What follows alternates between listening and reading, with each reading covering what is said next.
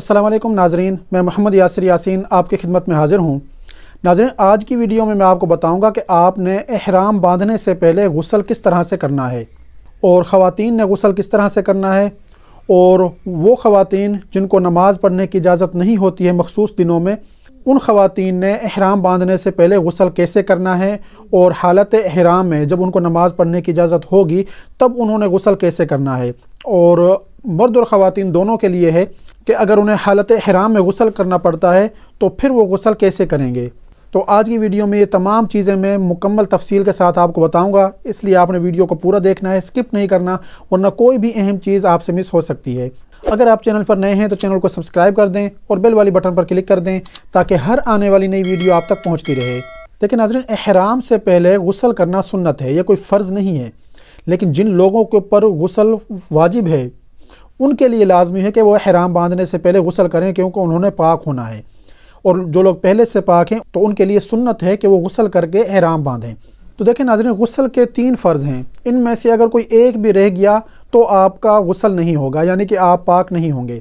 और वो 3 फ़र्ज़ कौन कौन से हैं कि मुँह भर के कुल्ली करना, नाक में नरम हड्डी तक पानी पहुँचाना और पूरे बदन पर इस तरह से पानी बहाना कि बाल बराबर जगह भी किसी भी जगह से खुश्क ना रहे।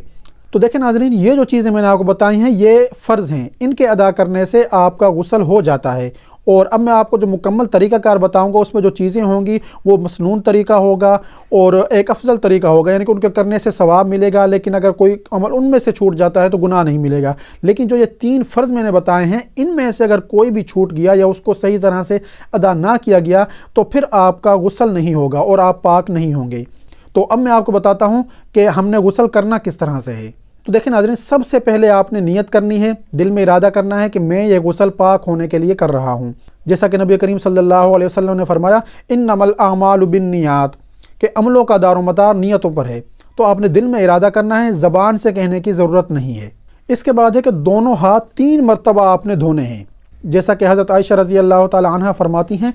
जिसका मफ़हूम है कि नबी करीम सल्लल्लाहु अलैहि वसल्लम गुस्ल करने से पहले अपने दोनों हाथ धोते थे। उसके बाद आपने इस्तंजा करना है, यानी कि अपनी पेशाब वाली जगहों को धोना है,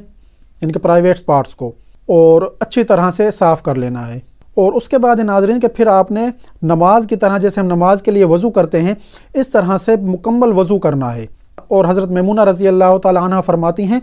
कि उसके बाद नबी करीम सल्लल्लाहु अलैहि वसल्लम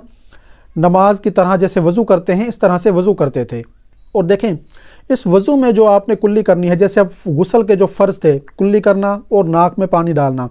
तो उसमें यह है कि इस वज़ू के दौरान ही आप मुंह भर के अच्छी तरह से कुल्ली करें। और देखें, वज़ू में जो कुल्ली करते हैं वो आम तरह से हम कर लेते हैं, लेकिन गुस्ल के लिए जो हमने कुल्ली करनी है वो अच्छी तरह से हमने मुंह में आगे पीछे ऊपर नीचे दाएं बाएं हर जगह पे हमने पानी पहुंचाने की अच्छी तरह से कोशिश करनी है।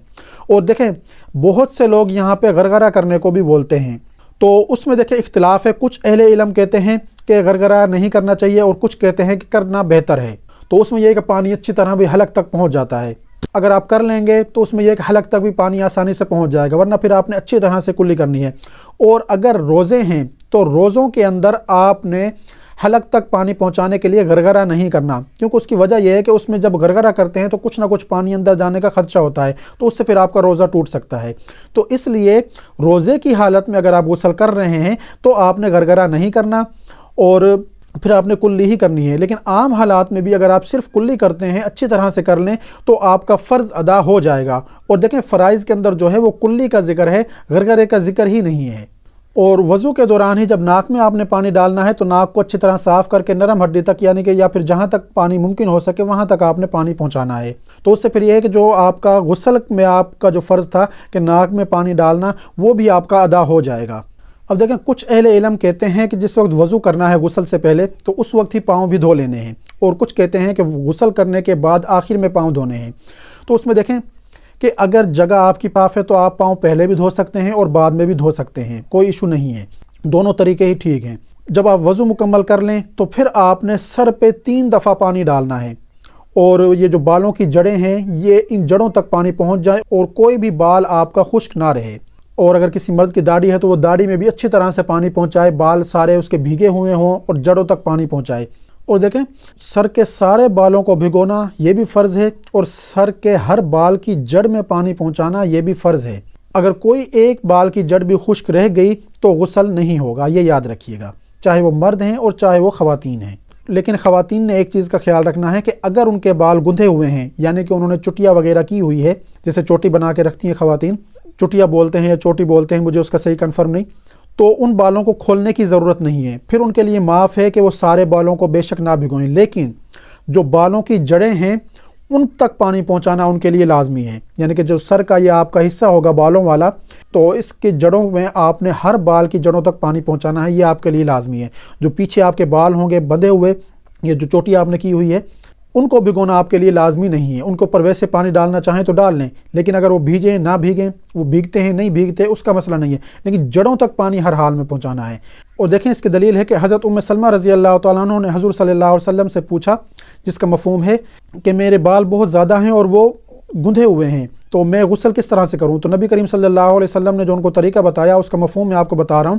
کہ آپ سر پر 3 چلو پانی ڈالیں اور جڑوں کو بھگو لیں اور بالوں کو نہ کھولیں، تو آپ پاک ہو جائیں گی۔ یعنی کہ ان کو بال نہ کھولنے کا حکم دیا، لیکن اگر بال پہلے سے کھلے ہوئے ہیں تو پھر آپ نے ان کو بھگونا آپ کے لیے لازمی ہے۔ اور اگر آپ نے اتنی مضبوطی کے ساتھ بال باندھے ہوئے ہیں کہ جڑوں تک پانی نہیں پہنچتا ہے، تو پھر آپ کے لیے لازم ہے کہ آپ وہ بال کھولیں، اور اگر آپ کے بال پہلے سے کھلے ہوئے ہیں یا آپ بال کھول لیتی ہیں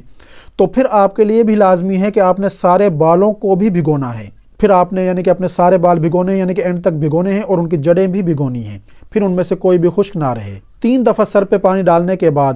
آپ نے دائیں حصے پر 3 دفعہ پانی ڈالنا ہے، اور اس کے بعد بائیں کندھے پر آپ نے 3 دفعہ پانی ڈالنا ہے۔ اور اس چیز کا خیال رکھنا ہے کہ جس وقت آپ جب ایک دفعہ پانی ڈالیں، یعنی کہ سر پہ پانی ڈالا، جس جگہ پہ پانی آتا ہے سر پہ داڑھی پہ، تو وہ آپ نے اچھی طرح سے اس کو پانی کو پہنچا دینا ہے جڑوں تک۔ اور جس وقت آپ دائیں کندھے پر پانی ڈالیں گے تو یاد رکھیے گا کہ ایک دفعہ جب آپ نے پانی ڈالا ہے تو پھر آپ نے جسم کو اچھی طرح سے مل لینا ہے، تاکہ کوئی بھی جگہ بال برابر بھی خشک نہ رہے، پھر آپ نے پانی ڈالنا ہے، پھر جسم کو مل لینا ہے، پھر دوبارہ پانی ڈالنا ہے، پھر مل لینا، پھر اس طرح سے بائیں کندھے پر آپ نے پانی ڈالنا ہے اور جسم کو، تاکہ اور اچھی طرح سے تسلی کر لیں کہ کوئی بھی جگہ بال برابر بھی خشک نہ رہے، اور اس کے بعد آپ نے پاؤں دھو لینے ہیں۔ تو یہ تو تھا غسل کا طریقہ، لیکن اب کون کون سی چیزوں کی احتیاط آپ نے کرنی ہے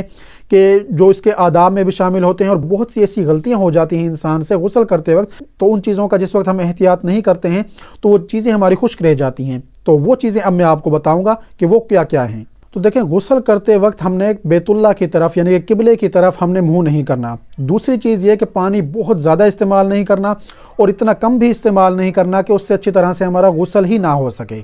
اور غسل ایسی جگہ پہ کرنا ہے کہ جہاں ہمیں کوئی نہ دیکھے، جیسے واش روم وغیرہ، اور آج کل تو دیکھیں گھر گھر میں تقریباً واش روم بنے ہوئے ہیں، اور جس وقت ہم غسل کر رہے ہوں تو اس وقت یعنی کہ واش روم میں کوئی دعا یا کوئی کلمہ وغیرہ ہماری زبان پہ نہ ہو۔ اور دیکھیں اگر کوئی جگہ خشک رہ جاتی ہے غسل کے دوران اور آپ کو پتہ چلتا ہے کہ فلاں جگہ میری خشک رہ گئی ہے، تو اس میں آپ نے کرنا یہ ہے کہ اس جگہ کے اوپر پھر آپ نے پانی بہا لینا ہے۔ اگر آپ کلی کرنا بھول گئے ہیں تو غسل کرنے کے بعد آپ کلی کر لیں، اگر ناک میں پانی ڈالنا بھول گئے ہیں تو بعد میں ناک میں پانی ڈال لیں غسل کرنے کے بعد۔ اس کے لیے پھر یہ نہیں ہے کہ آپ دوبارہ شروع سے سارا غسل کریں، یہ چیز ضروری نہیں ہے۔ اگر جسم کا ویسے کوئی جگہ آپ کو پتہ لگ جاتا ہے کہ یہ جگہ میری خشک رہ گئی، تو اس جگہ کو گیلا کرنے کے لیے آپ اس پہ پانی ڈال لیں۔ اور اس کے علاوہ مرد اور خواتین اگر کوئی انگوٹھی یا کوئی چھلے وغیرہ پہنے ہوئے ہیں تو ان کو اچھی طرح سے ہلا لیں تاکہ ان کے اندر بھی پانی پہنچ جائے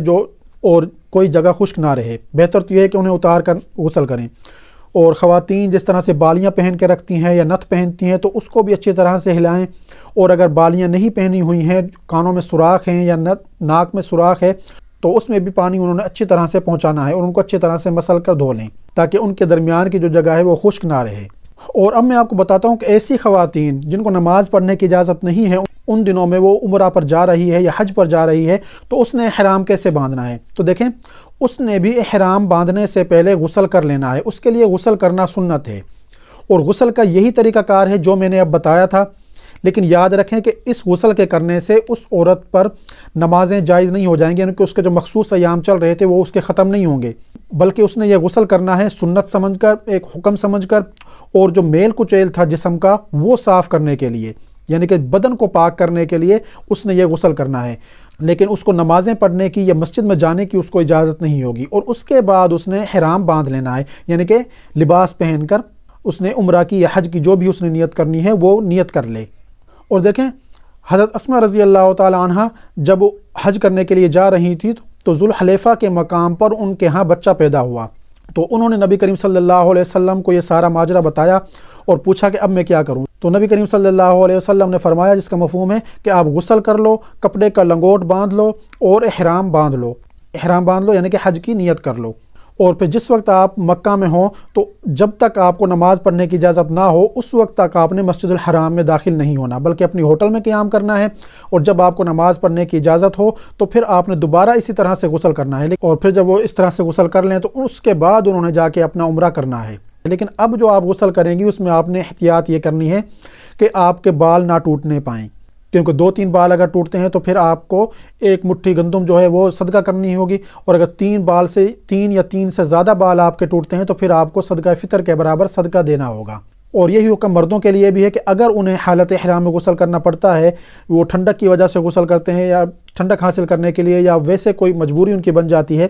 تو تب انہیں بھی اسی چیز کا خیال رکھنا ہے کہ وہ بھی جس وقت غسل کریں حالت احرام میں تو بال ٹوٹنے کا انہوں نے خیال رکھنا ہے کہ بال نہ ٹوٹنے پائیں۔ تو ناظرین، مجھے امید ہے کہ آپ کو میری آج کی دی ہوئی معلومات پسند آئی ہوں گی۔ اگر آپ کو میری یہ معلومات پسند آئی ہیں تو انہیں اپنے دوسرے ساتھیوں کے ساتھ بھی لازمی شیئر کریں، یا اپنے گھر والوں کو بھی ان مسئلے مسائل کے بارے میں بتائیں، کیونکہ بہت سے لوگ ایسے ہوتے ہیں کہ جنہیں ان مسائل کا پتہ نہیں ہوتا ہے اور وہ غسل ٹھیک سے نہیں کر رہے ہوتے، اور جب وہ غسل ٹھیک نہیں کر رہے ہوتے ہیں تو پھر ان کی نماز بھی نہیں ہوتی ہے، کیونکہ کسی بھی عبادت کے لیے اور نماز کے لیے بدن کا پاک ہونا یہ لازمی ہے۔ اور ناظرین، مجھے اپنی دعا میں ضرور یاد رکھیے گا۔ اگر آپ نے ابھی تک ویڈیو کو لائک نہیں کیا تو ویڈیو کو لائک کر دیں، شیئر کر دیں، میرے چینل کو سبسکرائب کر دیں اور بیل والی بٹن پر کلک کر دیں تاکہ ہر آنے والی نئی ویڈیو آپ تک پہنچتی رہے۔ شکریہ۔